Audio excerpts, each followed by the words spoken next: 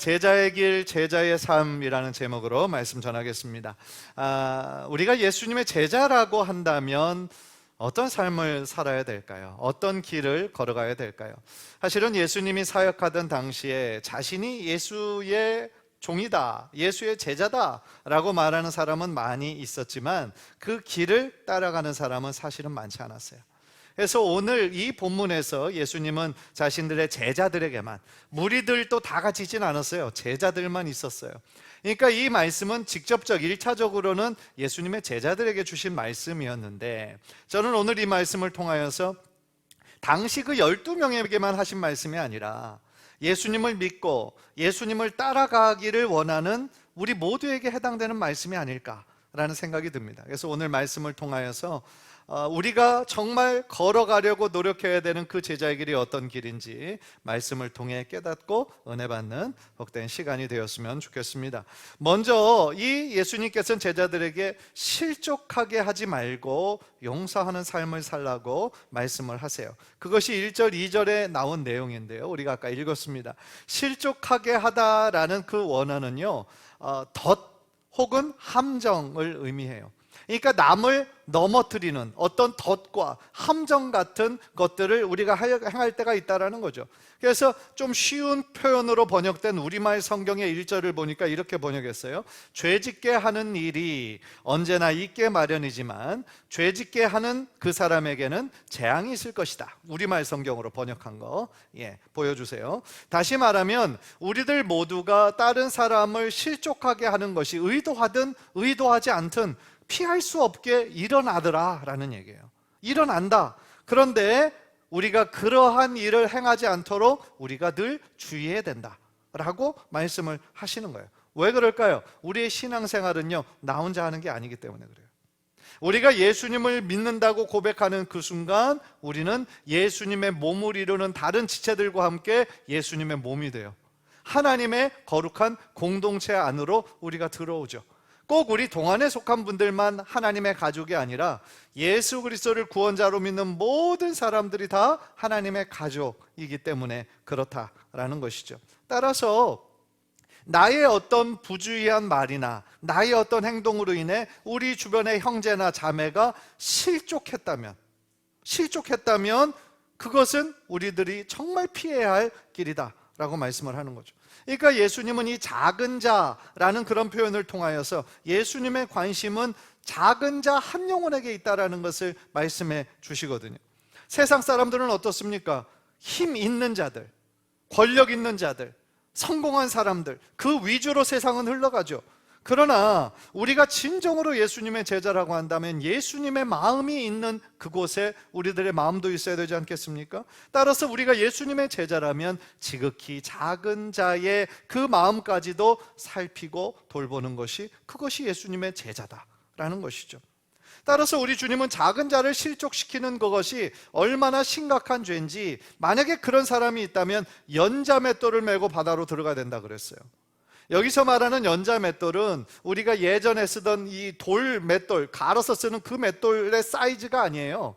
사람이 쓰던 개인용 그 맷돌이 아니라 나귀가 돌리던 맷돌이에요. 나귀가 이렇게 힘으로 돌리던 맷돌 있죠.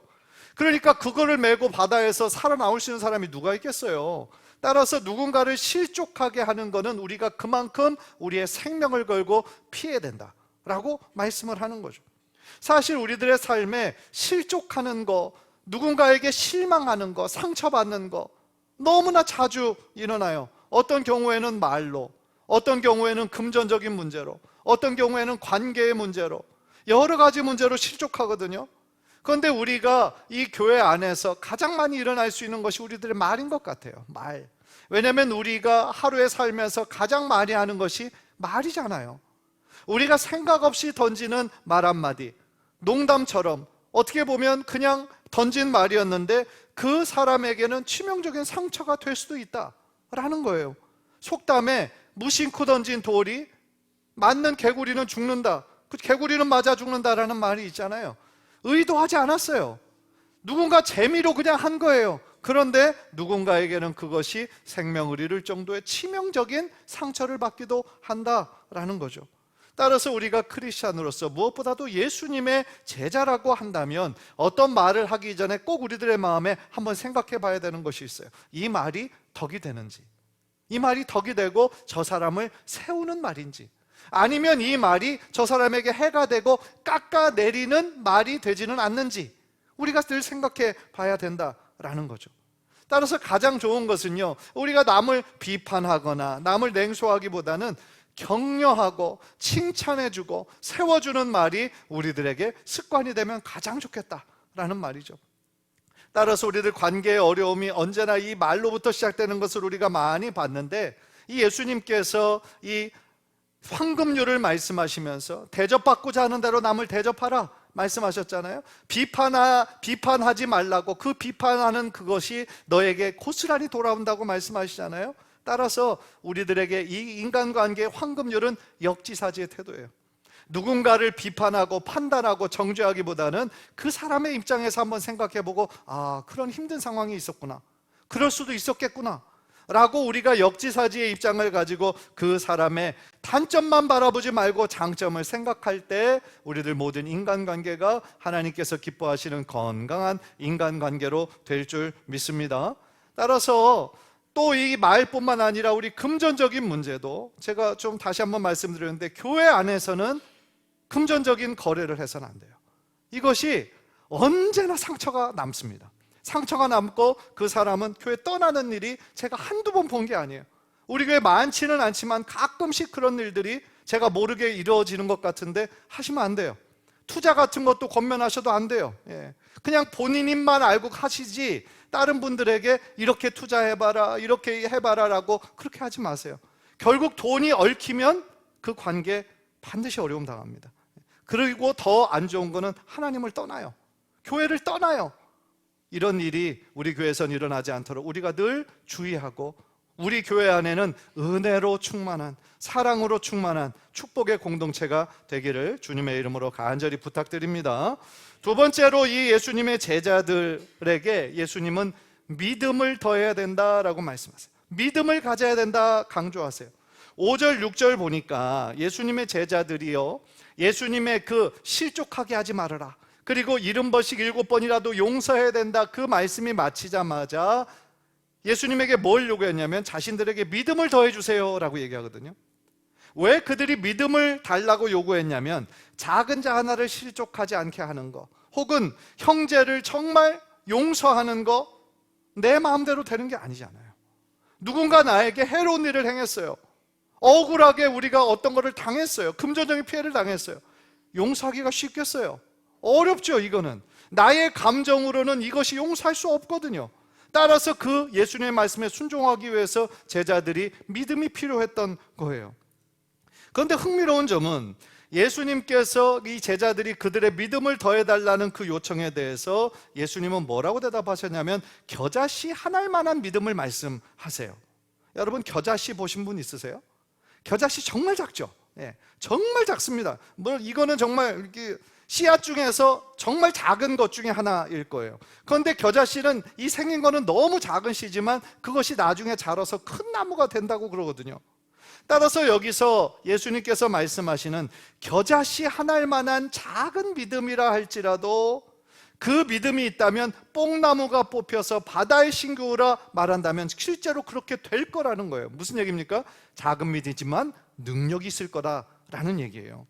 사실은 뽕나무는 이렇게 그 뿌리의 특성상 넓게 퍼져 있고요, 이게 질겨가지고 통째로 뽑히는 경우는 거의 없다고 그래요. 그러니까 뽕나무가 뽑히는 것도 없는 일이고, 심지어 뽕나무가 뭐 바닷 가운데 뽑혀서 심기는 거는 더, 예수님께서 약간의 그 농담식으로 과장식으로 말씀하신 거죠. 그 작은 믿음을 비유하시기 위해서.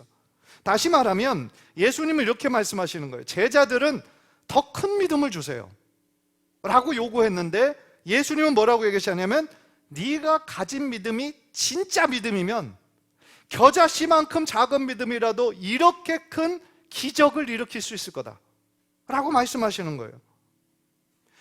정말 중요한 거는 우리의 믿음을 더하소서라는 기도보다 우리가 가진 믿음이 진짜 믿음이 되게 해달라고 기도해야 된다라는 거죠.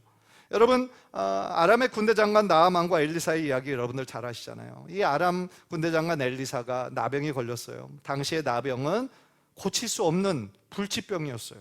죽을 수밖에 없는 병이었어요. 아람에 의사가 없었어요. 그런데 한 종이, 그 유대 출신 그 종이 유대에 선지자가 있다, 그 선지자에게 가면 이 병도 고칠 수 있다. 그러니까 한 가지 소망을 가지고 그 이스라엘로 찾아간 거예요. 그런데 그때 당시엔 아람이 훨씬 큰 나라입니다. 강대국이에요. 군대 장관이에요. 얼마나 높은 사람입니까?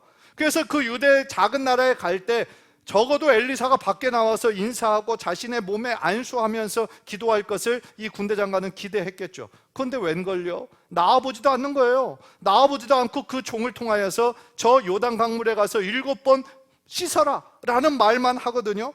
그러니까 이 군대 장관이 화가 났죠.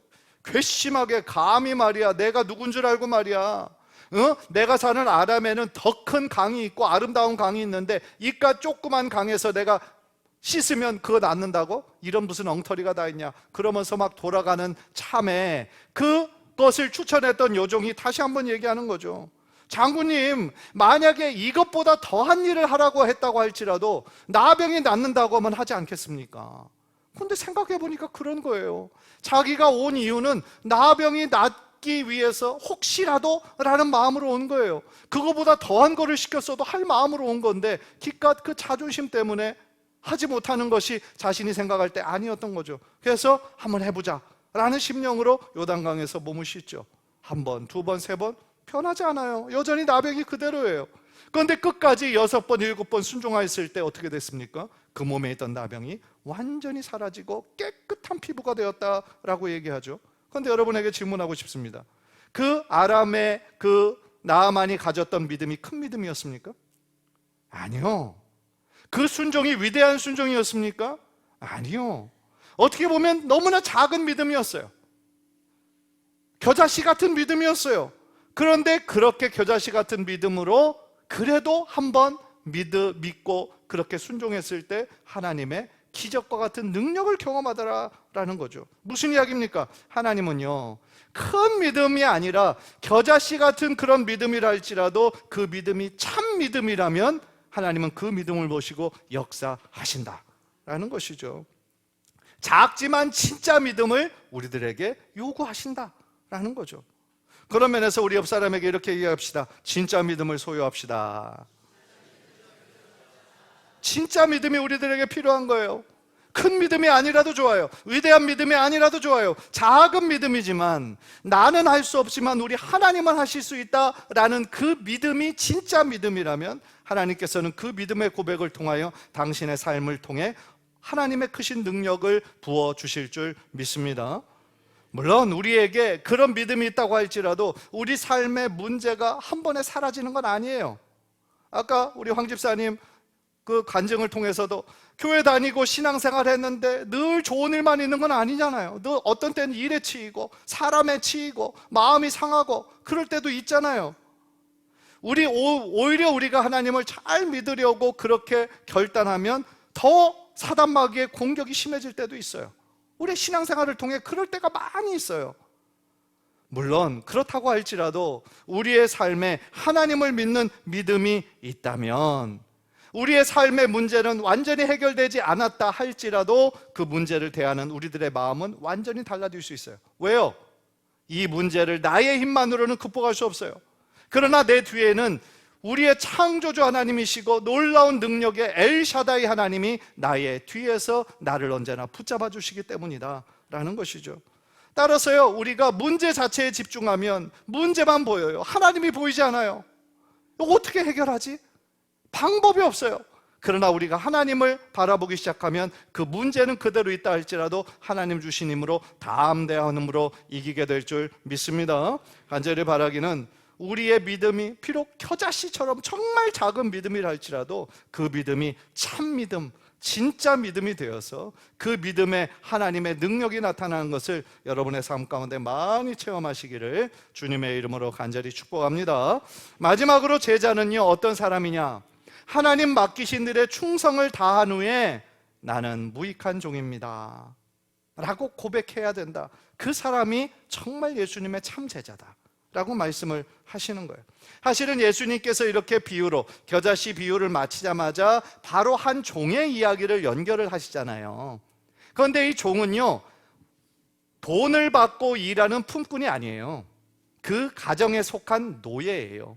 그 당시에 예수님이 말씀하실 때 노예 제도가 있었어요. 유대인들뿐만 아니라 주변의 지중해에 속한 모든 나라들에 다 가정에서 부리는 노예들이 있었다라는 얘기예요. 그래서 예수님이 7절 8절에서 이렇게 하면 그렇게 하지 않겠느냐? 라는 거는 그렇게 하는 것이 다 당연하다라고 여겼다라는 거예요. 예를 들어 밭을 갈거나 양을 치는 거, 주인의 식사를 준비하는 거, 그리고 그 모든 일들을 다 마치고 그 사람이 식사하는 거, 이거는 너무한 게 아니라 당연한 거였다라는 것이죠. 따라서 예수님이 비유로 드신 그 사람은 사실은 한 사람의 노예밖에 없었기 때문에 부자가 아니었어요. 그냥 일반적으로 그냥 소농이었을 가능성이 있어요. 그런데 여러분, 예수님은 10절에서 굉장히 중요한 말씀을 하시죠. 어떻게 보면 오늘 말씀의 포인트라고 할 수 있어요. 10절 우리 다 함께 읽겠습니다. 시작. 이와 같이 너희도 명령받은 것을 다 행한 후에 이르기를 우리는 무익한 종이라 우리가 하여야 할 일을 한 것뿐이라 할지니라. 예수님은요, 제자들에게 뭐라고 말씀하십니까? 너희도 이와 같이 해라. 이와 같이 해라. 그 종이 밭에 일하고 돌아와서 그러면 어떤 주인이 와서 수고했으니까 여기 나랑 같이 먹자. 그럴 주인은 아무도 없다는 거예요. 이제 음식 준비해라. 그리고 내가 먹는 동안 잘 서브해라. 그리고 내가 음식 마친 후에 너는 먹어라. 그러면 그 종은 어떻게 할까요? 내가 이렇게 열심히 했는데 왜 나한테 칭찬 안 해주고? 그럴 종과 노예는 아무도 없다는 거예요. 그러니까 왜 예수님이 이 말씀을 제자들에게 하셨을까? 예수님은요, 우리들의 마음의 중심을 보시는 분이잖아요. 이 제자들의 마음에 어떤 마음이 있었다는 얘기예요? 다른 사람들보다 높아지기를 원하는 마음이 있었다는 거예요. 내가 예수님의 제자인데, 내가 예수님의 사도인데, 그 자리로부터 얻는 어떤 힘, 어떤 존경, 그런 것들을 받기 원하는 그들의 마음이 있었다라는 얘기죠. 그래서 예수님은 그 마음의 중심을 다 보셨기 때문에 너희들이 어떤 일을 하든지 간에 그 일에서 어떤 열매가 나타났거든, 그 모든 일이 내가 잘해서 한 게 아니라 이 종이 고백한 것처럼 나는 무익한 종입니다. 나는 그저 내가 해야 할 일을 했을 뿐입니다 라고 주님 앞에 고백해야 된다라는 거죠. 즉 우리가 교회의 어떤 사역에서 혹은 어떤 목회자는 자신의 어떤 목회에서, 선교사님들은 어떤 선교의 영역에서 어떤 성과를 내고 많은 열매를 내고 어떤 숫자적인 부흥을 이루었다고 할지라도 그 모든 것들이 내가 잘해서 내가 이렇게 했으니까, 그게 아니라 오직 하나님의 은혜였음을 절대로 잊어서는 안 된다라는 말씀이라는 거예요. 우리도 마찬가지예요. 우리들도 우리 자신을 드러내고자 하는 욕구에서 자유롭지 않아요. 우리들 모두도 다 사람들의 인정과 칭찬을 받기 원하는, 다른 사람들보다 더 높은 자리에 있기 원하는 마음이 우리들 모두에게 있어요.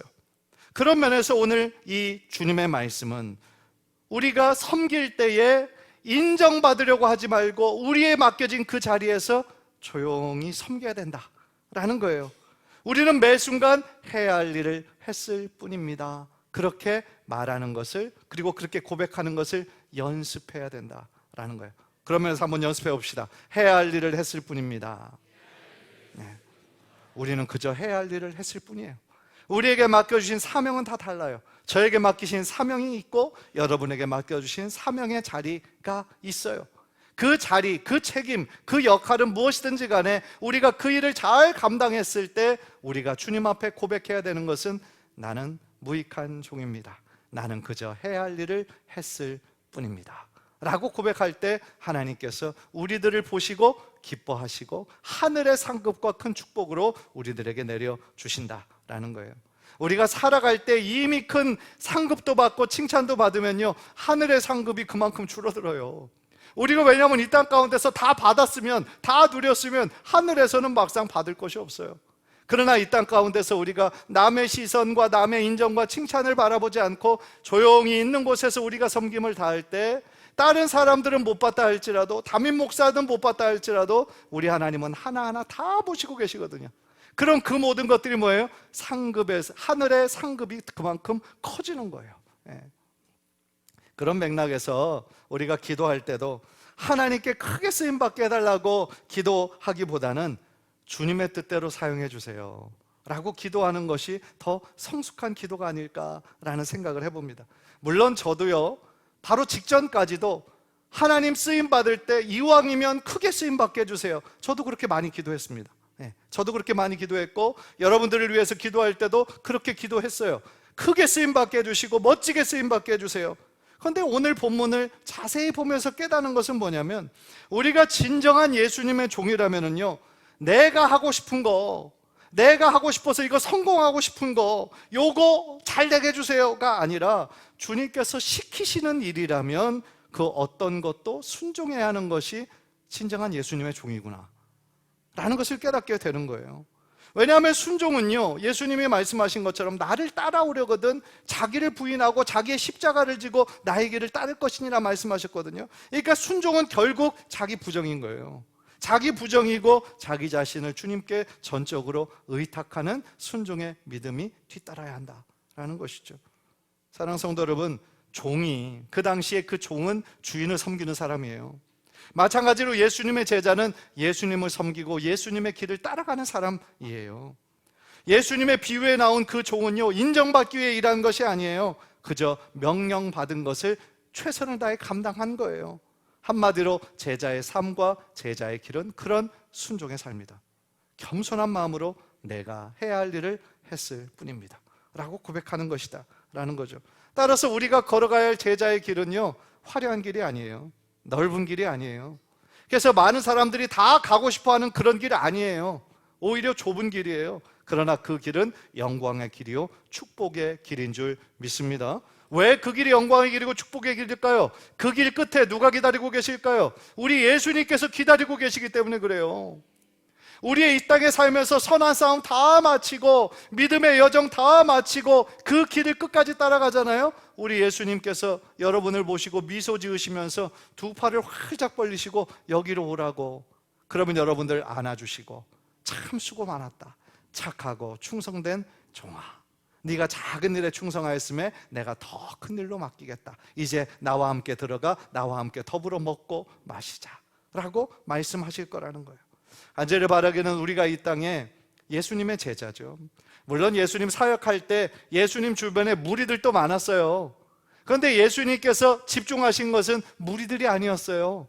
예수님의 길을 진정으로 따르는 제자들을 집중하신 거죠.